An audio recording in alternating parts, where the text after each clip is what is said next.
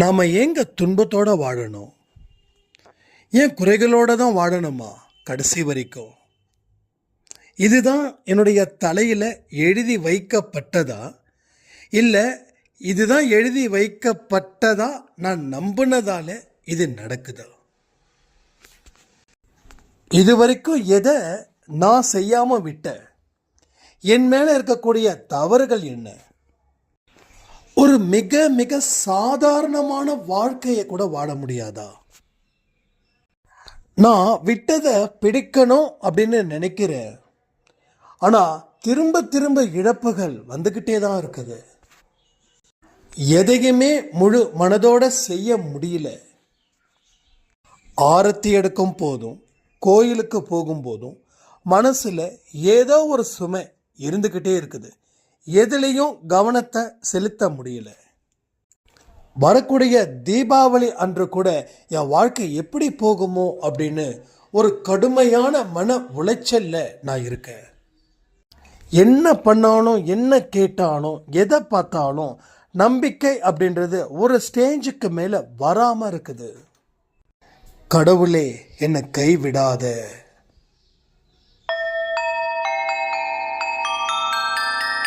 ஓம் சாயிரா சாயிரா, ஓம் சாயிரா சாயிரா, ஓம் சாயிரா சாயிரா, அன்பே சாயிரா, பேரன்பே சாயிரா, அகிலம் தளிக்க ஆத்மா விழிக்க அனுதினம் சாயிரா, எங்கள் அன்பே சாயிரா.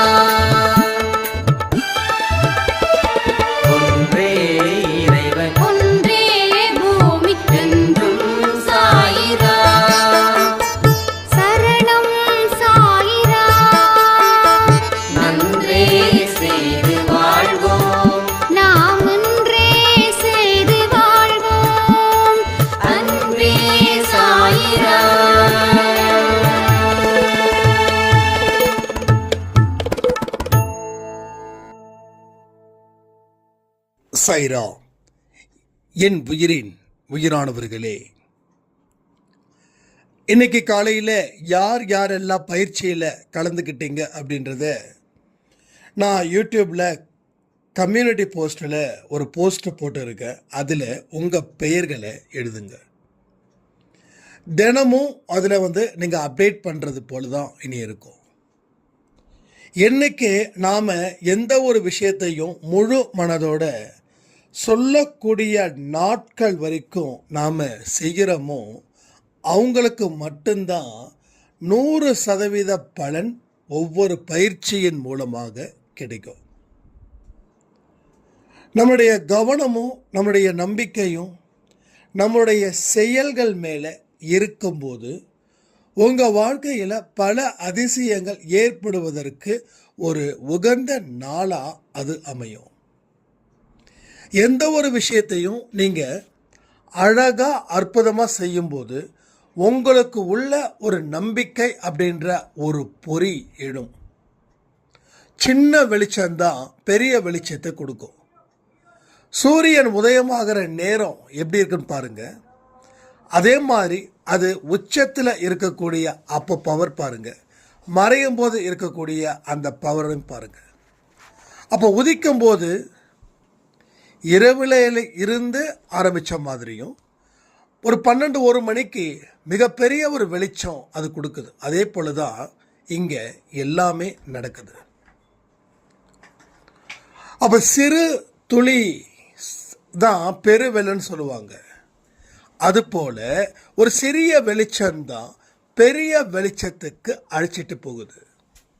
இதை தான் நம்ம முழு மனதோட நம்பணும்.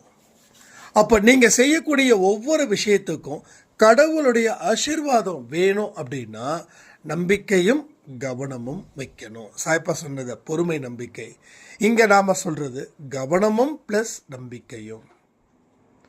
நீங்கள் எந்த செயலை செய்தாலும் நிச்சயமாக பலன் கிடைக்கிறது போல நாம் செய்யணும்.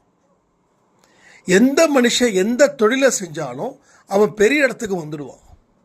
நீங்கள் எந்த ஒரு விஷயத்தை செஞ்சாலும் அதன் மூலமாக அடைய வேண்டிய பலன்களை நிச்சயமாக உங்களால் அடைய முடியும். அதில் நம்பிக்கை வைங்க. அப்போது இந்த 7 நாள் பயிற்சி அப்படின்றது அடுத்த வரக்கூடிய புதன்கிழமை உங்களுக்கு நல்ல மாற்றத்தையும் நல்ல உற்சாகம் நிறைந்த ஒரு வாழ்க்கையையும் அது கொடுக்குன்றது 100% நான் நம்புகிறேன் நடக்கும். ஆனால் ஒன்று, எங்கேயோ மனசை வச்சுக்கிட்டு பிரார்த்தனை செய்யக்கூடாது. எந்தோ இடத்துல பார்த்துக்கிட்டு கவனிச்சுக்கிட்டு வாழவும் கூடாது. இன்னைக்கு நான் இந்த பயிற்சி செஞ்சிருக்கேன், அதனால் எனக்கு தேவையான ஆரோக்கியம் எனக்கு பெருகுது அப்படின்னு நாம் ஃபீல் பண்ணணும். அப்போ ஹெல்த்தியான விஷயங்கள் உடலுக்கும் மனதுக்கும் புகுத்தணும். நம்ம சாயங்கமுத்து ஒரு அழகான ஒரு கமெண்ட் பண்ணியிருக்கார். அதை எத்தனை பேர் கேட்டீங்க அப்படின்னு எனக்கு தெரியல கமெண்ட்டில். ஏன்னா நம்ம ஒவ்வொரு கமெண்ட்டையும் படிக்க சொல்லி லைக் பண்ண சொல்கிறதுக்கு ரீசன் அது ஒன்று தான். ஆனால் நம்மளால் ஒரு கமெண்ட்டை படிக்க கூட நேரம் இல்லைன்னா நம்மளால் வாழ்க்கையில் ஒரு உயர்ந்த இடத்துக்கு போயிட முடியுமா? அதாவது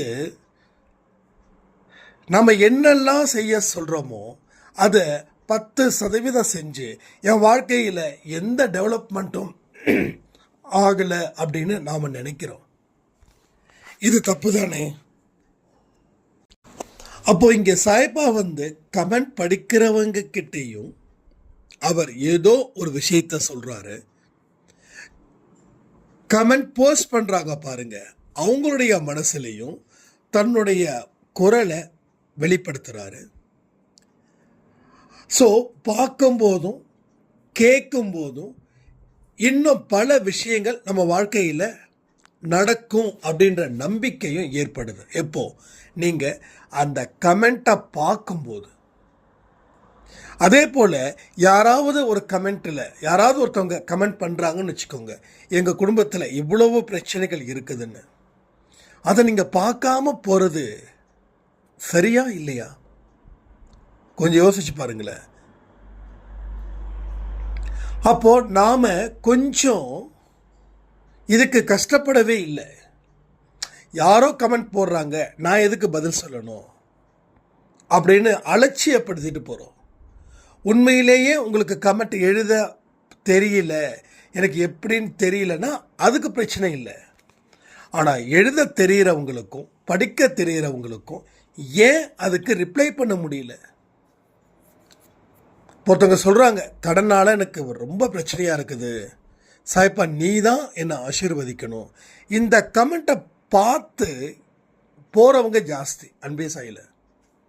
கமெண்ட்டை பார்க்காம இருக்கிறவங்க அதை விட ஜாஸ்தி. நல்லா புரிஞ்சுக்கோங்க, உங்கள் மனசில் எதெல்லாம் நீங்கள் தேடுறீங்களோ அது நல்லவையாக இருக்கணும்னா முதல்ல ஒருத்தவங்க கமெண்ட் இப்படிப்பட்ட விஷயத்த சொல்கிறாங்கன்னா அவங்களுக்கு ஒரு ஆறுதலான பதிலை அளிக்கிறதுல என்ன நேரம் கெட்டு போயிடுச்சுன்னு கேட்குறேன். நீங்கள் எல்லா கமெண்ட்டுக்கும் பதில் அளிக்கணும்னு இல்லை. இப்படி ஒரு விஷயத்த வச்சுருக்காங்களே, நம்ம 4 வார்த்தை சொல்லுவோம். அப்போது நீங்கள் அந்த 4 வார்த்தை சொல்லும்போது அப்போது அவங்களுக்கு அது மிகுந்த உற்சாகத்தையும் நம்பிக்கையும் கொடுக்குது. சரி, இப்போ நீங்கள் வார்த்தைகள் மூலமாக அவங்களுக்கு உதவிகள் செஞ்சுருக்கீங்க. இப்போ உங்களுக்கும் சில வார்த்தைகள் மூலமாக கடவுள் உதவிகள் செய்வார். புரியுதா?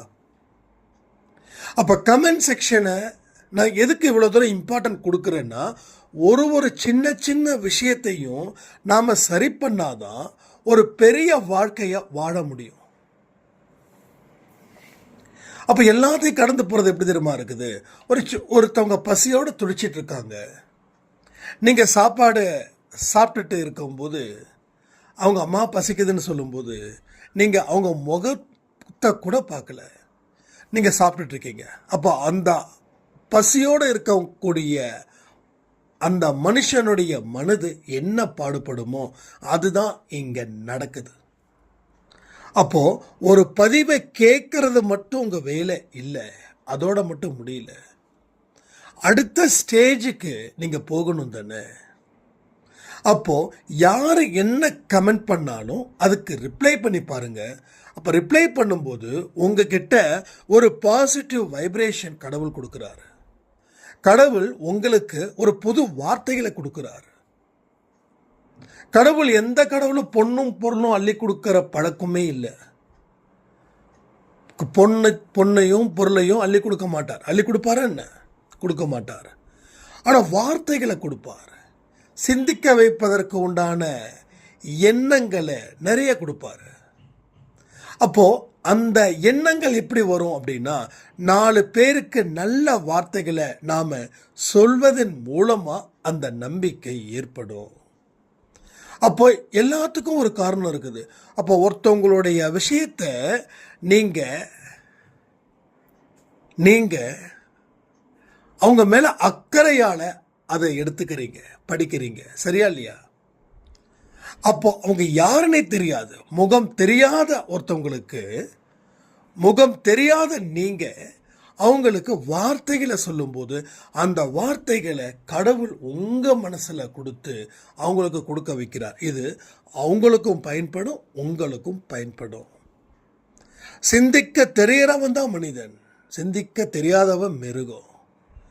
5 அறிவு இருக்கக்கூடிய உயிரினம் நாம இல்லை, 6 அறிவு கொண்ட உயிரினம். அதான் அந்த 6வது நம்பரை நான் ஒரு நாள் உங்களுக்கு ஆடியோவில் சொல்லியிருந்தேன். அப்போ அந்த அங்கமுத்து சாய்ராம் என்ன சொல்லியிருக்காங்க, ஸ்வீட் சாப்பிட்றத நிறுத்திட்டேன், பேக்கரியில் இப்போ இதை பண்ணுறத ஸ்டாப் பண்ணிட்டேன், இன்னைக்கு ஐ திங்க் மாத்திரை குறைஞ்சிருக்குதுன்னு சொன்ன மாதிரி ஒரு ஞாபகம். நான் அது ஷார்ட்ஸில் கூட போட்டிருக்கேன். அப்போது அவர் சொல்கிறாரு, இன்னொரு அழகான ஒரு வார்த்தை சொல்கிறாரு, கவனத்தோடு நான் சாப்பிட்றேன், கவனத்தோடு. அது எவ்வளோ நல்ல வார்த்தை தெரியுமா? அந்த வார்த்தையை தான் அதிகமாக நம்ம சொல்லிக்கிட்டு இருக்கோம்.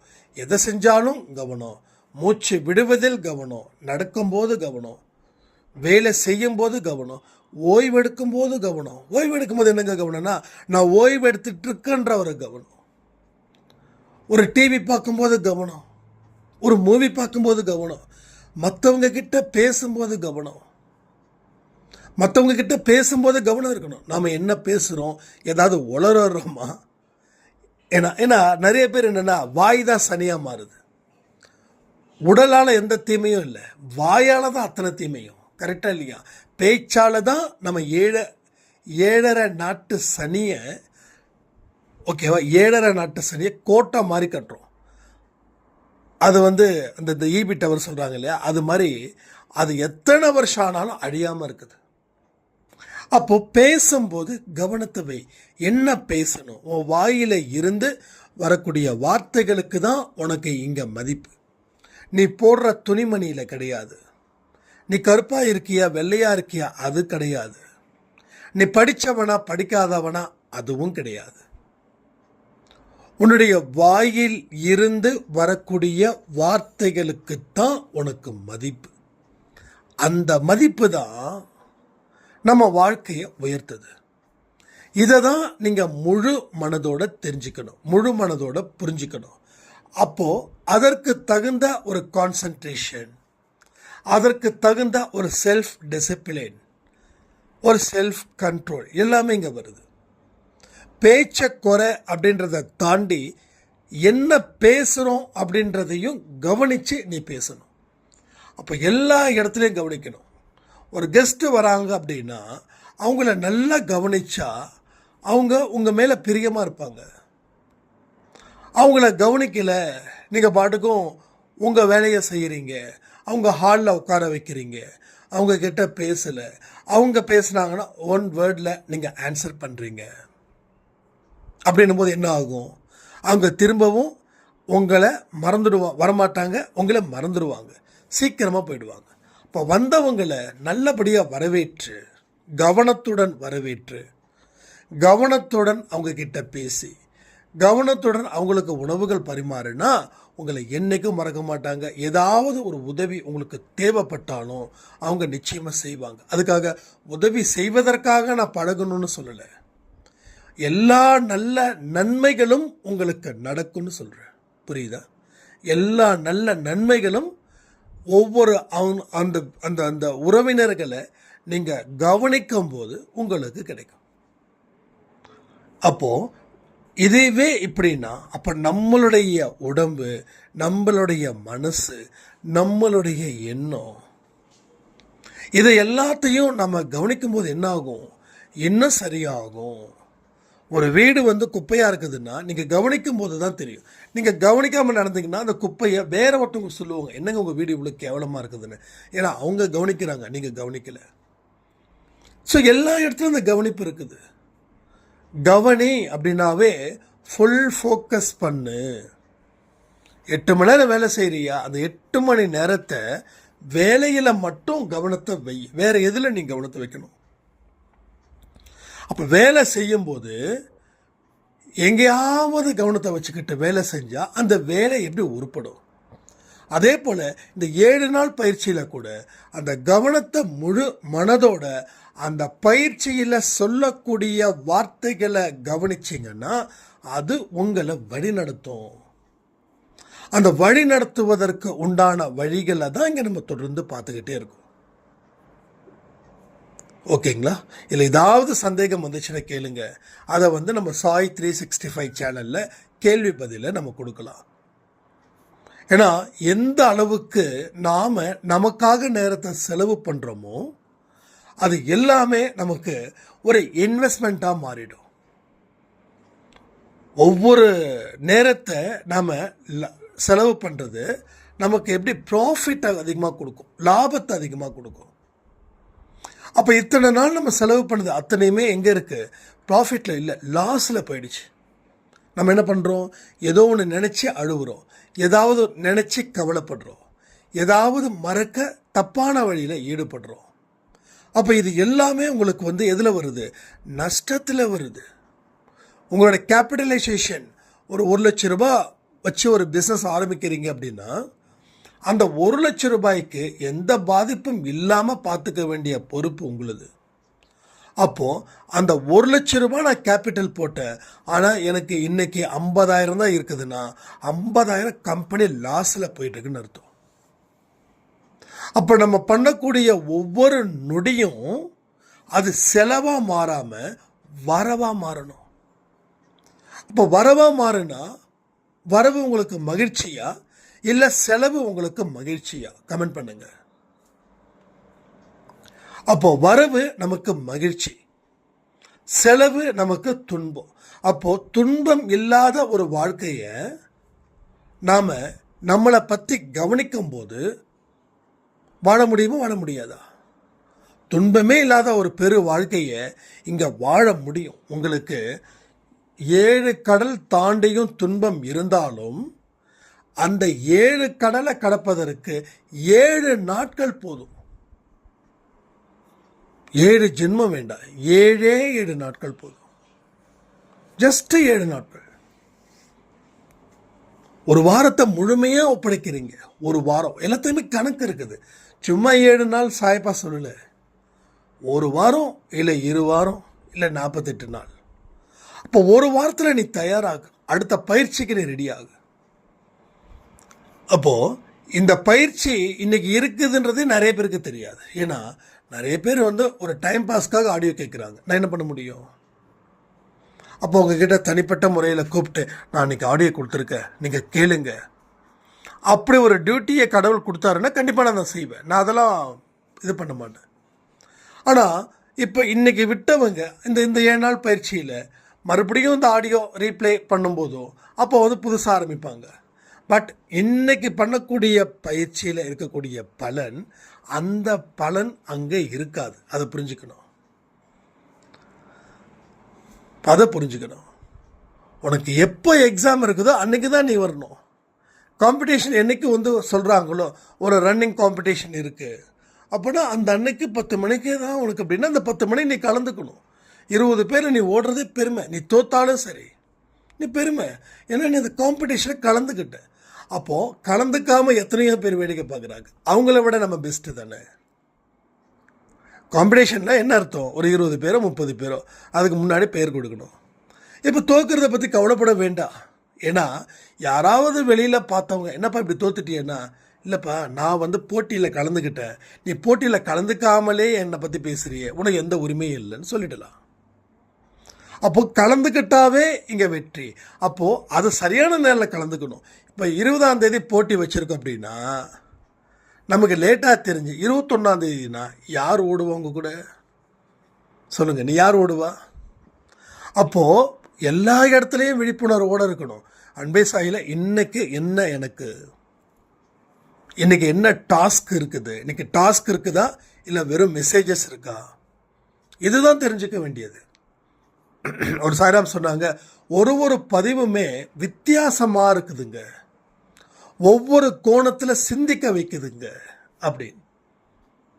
ஆனால் உண்மை அதுதான், ஒரு பதிவுமே வித்தியாசமானது. அதாவது பேசிக்காக இருக்கக்கூடிய விஷயம் இருக்கும். எப்படி ஒரு காலையில் டிஃபன் இட்லியோ தோசையோ பூரியோ பொங்கலோ அவ்வளோதான் இருக்கும்.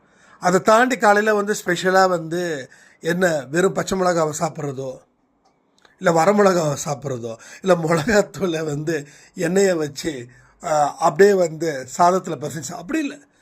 பேசிக்காக இருக்கிறது இருக்கும். அதை தாண்டின என்ன அந்த சாப்பாட்டில் என்ன புதுசாக சேர்ந்துருக்குது அதுதான். அப்போது பேசிக்காக இருக்கிறது 20%னா புதுசாக சேர்ந்துருக்கக்கூடிய விஷயங்கள் 80% இருக்கும். அப்போது அந்த புதுசாக என்ன சேர்ந்துருக்குது அப்படின்னா அந்த முழு சாப்பாடு முடிஞ்சதுக்கப்புறம் தான் தெரியும். அப்போ வரீங்க, பார்க்குறீங்க, ஓகே இது அண்ணா பொறுமையோடு இருக்கும், நம்பிக்கை அதான் சொல்கிறாரு, எஸ் அதான் சொல்லிட்டாரு அப்படின்னு போயிட்டீங்கன்னா அப்போ என்ன சேர்த்துருக்கோம் அப்படின்றது தெரியாமல் போகும். அப்போ முழுசாக கேட்குறவங்களுக்கு நிறைய மெசேஜஸ் கிடைக்குது. 10 நிமிஷம் கேட்குறவங்களுக்கு தேர் இஸ் நோ மெசேஜ். அப்போது லைஃப் டெவலப் ஆகணும் அப்படின்னு நினைக்கிறீங்க, ஆகலை. அதாவது ஒருத்தவங்க என்னுடைய கணவர் குடித்து அதம் பண்ணி எங்களை நாசம் பண்ணி இன்னைக்கு ஆன்மா கிட்ட பேசுனதுக்கப்புறம் அந்த குடி அப்படின்றது வாரத்தில் ஒரு நாள், மீது எல்லா நாளும் என்னோடய கணவர் அன்பாக என்னோடய குடும்பத்தையும் என் குழந்தைங்களையும் அவ்வளோ அக்கறை எடுத்து பார்த்துக்கிறாரு. என்கிட்ட மன்னிப்பு கேட்குறாரு. என்னுடைய 2 குழந்தைங்க கிட்ட காலில் விழுந்து மன்னிப்பு கேட்குறாரு. குழந்தைங்க, சின்ன குழந்தைங்க, அப்பாப்பா ஏன்ப்பா இப்படிலாம் பண்ணுறீங்க, இல்லைடா செல்லங்களா, இனிமேல் நான் அப்பா தண்ணி எடுக்க மாட்டேன், என்னை மன்னிச்சிடு அப்படின்னு. இது ஒரு அம்மாவுடைய ஸ்டேட்மெண்ட். இன்னொரு அம்மா என்ன சொல்கிறாங்க, குடியில் இருந்து நிறுத்தணும்னு சொல்லி நீங்கள் எத்தனையோ பதிவு சொன்னீங்க, நான் கேட்டேன், ஆனாலும் என்னுடைய கணவர் குடிச்சிக்கிட்டே இருக்கார். அப்போ இந்த 2 சாய்ராம் கிட்டையும் நான் கேட்ட கேள்வி என்னென்னா, அன்பே சாய் ஆடியோவை முழுசாக கேட்குறீங்களா, தினமும் கேட்குறீங்களா அப்படின்னு. அப்போது சக்ஸஸ் ஆன சாய்ராம் சொன்னக்கூடிய பதில், அன்பே சாய் பதிவை முழுவதுமாக கேட்குறேன், அதில் சொல்லக்கூடிய விஷயத்தை ஃபாலோ பண்ணுறேன், நம்பிக்கையை ஏற்படுத்தியிருக்கேன் அப்படின்னு. இப்போ 2வதாக சொன்ன சாய்ராமுடைய விஷயம் என்னென்னா, இல்லை கேட்க முடியல, என்னால் முழுசாக ஃபாலோ பண்ண முடியல, முழுசாக செயல்படுத்த முடியல, ஏன்னா என்னுடைய கணவர் பண்ணக்கூடிய டார்ச்சராலேயே நான் மனம் வெறுத்துட்டேன். நல்லா யோசிப்பாருங்களேன், நான் என்ன பண்ண முடியும்? ஒரு ஹாஸ்பிட்டல் போகிறோம், ஒரு உடம்பு சரியில்லை, டாக்டர் என்ன பண்ணுறாரு, ஊசி மட்டும் போட்டு மாத்திரை எழுதி கொடுக்காம விடுறாரா? அப்போ 7 நாளைக்கு மாத்திரையை எழுதி கொடுக்குறாரு. இதை காலையில் போடணும், மதியானம் போடணும், நைட்டு போடணும். இப்போ நமக்கு ஊசி போட்டு வந்தாச்சு, அடுத்த நாள் பார்த்திங்கன்னா என்னமோ லைட்டாக கொஞ்சம் குறைஞ்ச மாதிரி ஒரு ஃபீல். அப்போது அடுத்த நாள் காலையில் அந்த டேப்லெட்டை போடுறோம், மதியானமும் போடுறோம், நைட்டும் போடுறோம். இப்போ நமக்குள்ளே என்ன நடக்குதுன்னா, இந்த ஒரு மாத்திரை போட்ட ஒரே நாளில் எல்லாமே சரியாயிடுச்சுன்னு நினச்சி மாத்திரை என்ன பண்ணுறோம், தூக்கி போட்டுடுறோம். இப்போ என்ன ஆகுது, அடுத்த நாள் ஓகேவா ஆகுது, 3ஆவது நாள் மறுபடியும் ப்ராப்ளம் ஆகுது. நீங்கள் என்ன பண்ணுறீங்க, அப்போ நீங்கள் மாத்திரை போடலை, அப்போ அந்த ப்ராப்ளத்துக்கு வேறு ஏதோ காரணம் அப்படின்னு நினைக்கிறீங்க. அப்போ 4ஆவது நாள் இன்னும் ஜாஸ்தி ஆகுது, உடனே ஹாஸ்பிட்டல் போகிறீங்க, டாக்டர்கிட்ட சொல்கிறீங்க, டாக்டரா இன்னும் பயங்கரமாக இருக்குதுன்னு. டாக்டர் சொல்கிறார், மாத்திரைலாம் நீங்கள் போட்டிங்களாமா அப்படின்றாரு. இல்லை டாக்டர், மாத்திரை 2 நாள் போட்டேன். ஏம்மா மாத்திரையை போடாமல் என்னம்மா ப்ராப்ளம் இது உங்களுக்கு, மாத்திரை 7 நாள் தானே எழுதி கொடுத்தேன்னு சொல்லி டாக்டர் கோவப்படுறாரா இல்லையா? அப்போ என்ன ஆகுது, ஒரு நோய் தீர்வதற்கு டாக்டர் எழுதி கொடுக்கக்கூடிய காலம் என்னவோ அந்த காலம் வரைக்கும் அந்த மாத்திரையை போடணும். நீங்கள் நல்லா இருந்தாலும் டாக்டர்கிட்ட கேட்டு தான் அந்த மாத்திரையை நிறுத்தணும். அப்போ இங்கேயும் இதே தான் நடக்குது. உங்களுக்கு சிக்கல்கள் இருக்கிறதால தான் நீங்கள் கடவுள்கிட்ட வரீங்க. அப்போ சிக்கல்களை குறைக்கணும் அப்படின்னா நீங்கள் முழு ஈடுபாட்டோட பதிவை கேட்கணும், அதில் சொல்லக்கூடிய விஷயத்தை செய்யணும். அப்போ தானே ரிசல்ட் கிடைக்கும். சரி, இப்போது அந்த முதல் சாய்ராமுக்கு கணவர் திருந்திட்டார். ஆனால் இப்போ வரைக்கும் அவங்க ஆடியோ கேட்டுட்டு தான் இருக்காங்க. ஈவன் கணவரும் கேட்குறாரு, இல்லை கணவர் கேட்டு சொல்கிறாங்க இன்றைக்கி என்ன பேசுனாங்க அப்படின்றது தெளிவாக சொல்கிறாங்க. இப்போ கணவருக்கு என்ன ஆகுது, ஏற்கனவே இருந்த பிஸ்னஸை விட இன்னொரு பிஸ்னஸை நம்ம ரெடி பண்ணலாம் அப்படின்னு யோசித்து அதுக்கு உண்டான பேங்க்கில் லோனுக்கு அப்ளை பண்ணியிருக்கிறதா சொன்னாங்க. இப்போ என்ன ஆகுது, உன்னோட பிரச்சனை தீர்ந்துடுச்சுன்னா நீ உன் வாழ்க்கையை முடிச்சுக்கணும்னு நினைக்காத. உன்னோட வாழ்க்கைன்றது வானத்தில் பறக்கக்கூடிய கழுகு போல இருக்கணும்னு கடவுளா விருப்பப்படுறாரு. அதுக்கு தான் உன்னுடைய பிரச்சனையை தீர்த்து வைக்கிறாரு. நீ வானத்தில் உயர உயர பறக்கணும். ஏன்னா உன்னுடைய கர்மா நல்ல கர்மா. அப்போ நல்ல கர்மா எப்படி உன்னை வாழ்க்கையில் பெரிய இடத்துக்கு அழைச்சிட்டு போகணுன்றது அவருடைய விருப்பம். அப்போது இதில் என்ன ஆகுது, ஒன்று பிரச்சனை முடிஞ்சதுக்கப்புறம் கடவுளை மறக்கக்கூடிய மனிதர்கள் ஜாஸ்திங்க. ரெண்டாவது, கடவுள் மேலே முழு நம்பிக்கையை வைத்து வழிபாட்டு முறைகளை நடத்தினாலும் அடுத்த 2-3 நாளில் அதை கிடப்பிலே போட்டுடுறாங்க. மறுபடியும் பிரச்சனை ஸ்டார்ட் ஆகுது. இப்படிப்பட்டவர்களும் ஜாஸ்தி. ஆனால் சிலர் மட்டும்தான் இன்னைக்கு வரைக்கும் தொடர்ந்து என்ன சொல்கிறோமோ அதை முழு மனதோட யோசித்து நிதானித்து அதில் இருக்கக்கூடிய சந்தேகங்களுக்கு பதில் வச்சுக்கிட்டு தெளிவாகி ஒரு வழிப்பாதையில் அவங்க போகிறாங்க. அதன் மூலமாக அவங்களுக்கு நிறைய நல்ல விஷயங்களும் தொடர்ந்து நடந்துக்கிட்டே இருக்குது. இதுதான் உண்மை. அப்போ புரிஞ்சுக்கோங்க, கடவுள் உங்கள் கூடவே இருந்து உங்களை காக்கும் தெய்வமாக இருக்கிறாருன்னா அவர் சில செய்திகள் மூலமாகத்தான் உங்களை அடைவார். சில செய்திகள் மூலமாக தான் உங்களுடைய வாழ்க்கை எப்படி இருக்கணும் அப்படின்றத அவர் முடிவும் செய்து கொண்டு இருக்கிறார். இதை தெரியாமல் நம்ம வாழ்ந்துக்கிட்டு இருக்கோம். தயவு செய்து தெரிஞ்சுக்கோங்க, இந்த 7 நாள் பயிற்சி அப்படின்றது உங்கள் வாழ்க்கையில் மிக பெரிய அளவில் கொண்டு போய் சேர்க்கும்ன்றது நிச்சயம். அதனால் அந்த கம்யூனிட்டி போஸ்ட்டில் போட்டிருக்க எல்லோருடைய பெயர் யாரெல்லாம் கலந்துக்கிட்டீங்களோ அந்த 7 நாளைக்கும் நான் அந்த கம்யூனிட்டி போஸ்ட்டில் போடுவேன். ஓகேங்களா? அதை நான் உங்களுக்கு ஷேர் பண்ணுறேன். முடிஞ்ச அளவுக்கு அதை ஷேர் பண்ண முடியுமா என்னன்னு தெரியல. இல்லைன்னா அதை ஷார்ட்ஸாக கன்வெர்ட் பண்ணி அதுக்கு கீழே உங்கள் பெயர்களை எழுதுங்க. உங்கள் பிரச்சனைகளை எழுத வேண்டாம், உங்கள் பெயர்களை எழுதுங்க. இதை நம்ம செய்யணும். அதே போல் அன்பே சாய் டிஷர்ட்ஸ் யாருக்காவது வேணும் அப்படின்னா ஒரு 500 rupees Google Pay, WhatsApp number இருக்கு இல்லையா, அதே நம்பர் தான். இங்கே யாராவது என்னோடய வாட்ஸ்அப் நம்பர் கேட்டாங்க அப்படின்னா தெரிந்தவர்கள் தயவு செய்து இன்ஃபார்ம் பண்ணுங்கள். இது டிஷர்ட்டுக்காக மட்டும் இல்லை, ஜென்ரலாகவே யாராவது கேட்டாங்கன்னா இன்ஃபார்ம் பண்ணுங்கள், ஒன்றும் ப்ராப்ளமே இல்லை. அதே போல் ஒரு டிஷர்ட் வேணும்னா 500 ரூபாய். ஒரு டிஷர்ட் இருக்கும், சாய்ப்பா லேமினேட் பண்ணப்பட்ட ஒரு ஃபோட்டோ இருக்கும், ப்ளஸ் உதி பேக்கெட் இருக்கும், ப்ளஸ் சின்ன சைஸில் இருக்கக்கூடிய லேமினேட் பண்ணக்கூடிய அன்பே சாய் ஃபோட்டோ இது இருக்கும். மொத்தம் 2, ஒரு பெரிய ஃபோட்டோ, ஒரு சின்ன ஃபோட்டோ, ஒரு ஸ்டிக்கர், ஒரு உதி பேக்கெட், ஒரு டிஷர்ட், கொரியர் சார்ஜோடு சேர்த்து 500 ரூபாய். ஓகேங்களா? ஸோ இதை ஸ்க்ரீன்ஷாட் பண்ணி என்னோடய வாட்ஸ்அப் அனுப்புங்க. உங்களுக்கு தேவையான சைஸ் என்னவோ அதையும் மென்ஷன் பண்ணுங்கள். 2 ஃபோன் நம்பர் கொடுங்க. கரெக்டாக பிக்கப் பண்ணிக்கோங்க. நம்ம டெலிவரி புக் பண்ண உடனே ஸ்டேட்டஸில் வைப்போம். நீங்கள் அதை பார்த்து நீங்கள் ரிசீவ் பண்ணிக்கோங்க. ஸோ இது வாங்கணும் அப்படின்றது கட்டாயம் இல்லை, விருப்பப்படுறவங்க வாங்கிக்கலாம், ஒன்றும் பிரச்சனையே இல்லை. இது போட்டால் தான் ஆசீர்வாதம் கிடைக்குமா அப்படின்ற மாதிரி மூட நம்பிக்கையெல்லாம் இல்லை.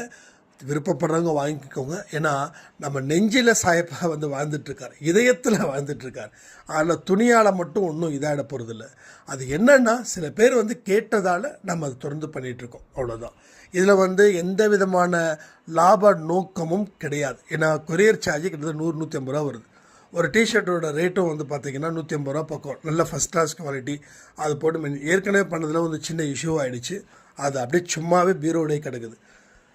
அது யாருக்காவது ஃப்ரீயாக கொடுக்கலான்னு சொல்லி ஐடியா வச்சுருக்கோம். அதுவும் அன்பே சாய் டிஷர்ட் தான். ஆனால் அந்த டிஷர்ட்டுடைய குவாலிட்டி, அந்த ஃபினிஷிங் எதுவுமே வந்து சரி இல்லை. அதனால் அது அப்படியே சும்மா தான் இருக்குது. அதனால் யாராவது தேவை அப்படின்னா ஒரு 500 வந்து அனுப்பிட்டு இது பண்ணிக்கோங்க. ஸோ சச்சரித்திரம் மெடிடேஷன் இதை தயவு செய்து நிறுத்தாதீங்க. ஏன்னா ஆரத்தியை தாண்டி இருக்கக்கூடியதும் செய்யணும். ஒன்று முழுசாக எல்லாத்துலேயும் ஈடுபட்டாதான் உங்கள் உடலும் உங்கள் மனமும் நல்ல ஆரோக்கியமான வழிகளில் இருக்கும். அதே போல் தீபாவளிக்கு நம்ம அன்பே சாயில் என்னென்னலாம் பண்ணுறோம் அப்படின்றதையும் சொல்கிறோம். ஸோ தீபாவளிக்கு அடுத்த நாள் நம்ம லைவுக்கு கொடுக்குறோம். அந்த லைவுக்கு உண்டான டைமிங் என்ன ஏதுன்றதையும் நான் கூடி சீக்கிரம் சொல்கிறேன். ஸோ வந்து அந்த தீபாவளி அன்னைக்கு கண்டிப்பாக எல்லோரும் சாப்பாடு டெஃபினட்டாக டொனேட் பண்ணணும். நீங்கள் 1ஆம் தேதி டொனேட் பண்ணியிருக்கீங்க, எனக்கு ரொம்ப சந்தோஷம். அதே போல் யாரெல்லாம் டொனேட் பண்ணீங்க அப்படின்றத எகெயின் வந்து எனக்கு இன்ஃபார்ம் பண்ணுங்கள். எல்லாருடைய பேரும் ஸ்டேட்டஸில் வைக்கணும். ஏன்னா ஈஸ்வரி சாய்ராம் வந்து கேட்டுகிட்டே இருக்காங்க, இந்த மாதம் லிஸ்ட் இன்னும் வரலையே அப்படின்னு சொல்லிட்டு இருக்காங்க. அதனால் வந்து தயவு செய்து வந்து எனக்கு வந்து எகெயின் வந்து நான் சாப்பாடு டொனேட் பண்ணேன் அப்படின்றத வந்து எனக்கு வாட்ஸ்அப் பண்ணுங்கள். ஸோ தீபாவளி அன்னைக்கும் நாம் நிச்சயமாக சாப்பாடு வந்து டொனேட் பண்ணணும். மறக்காமல் டொனேட் பண்ணுங்கள். தீபாவளி அன்றைக்கி எத்தனையோ பேர் நம்ம வீட்டுக்கு முன்னாடி வந்து நிற்பாங்க, குழந்தைங்களெல்லாம் கூப்பிட்டுட்டு. அவங்களுக்குன்னு ஒரு தனியாக எடுத்து வச்சுக்கோங்க. எடுத்து வச்சுட்டு அவங்களுக்கு கொடுங்க. சாயப்பா அந்த ரூபத்தில் தான் உங்கள் வீட்டுக்கு வருவார். 2வது நீங்கள் போய் ஏதாவது டொனேட்டும் பண்ணுங்கள், இல்லை ஏதாவது ஆர்ஃபனேஜுக்கு கூகுள் பேவும் பண்ணி விடுங்க. பட் அந்த அன்னைக்கு அட்லீஸ்ட் மினிமம் ஒரு 100 ரூபாயாவது எடுத்து வைங்கன்னு சொல்லி இந்த பதிவை நான் முடிக்கிறேன். ஜெய் சாய்ராம்.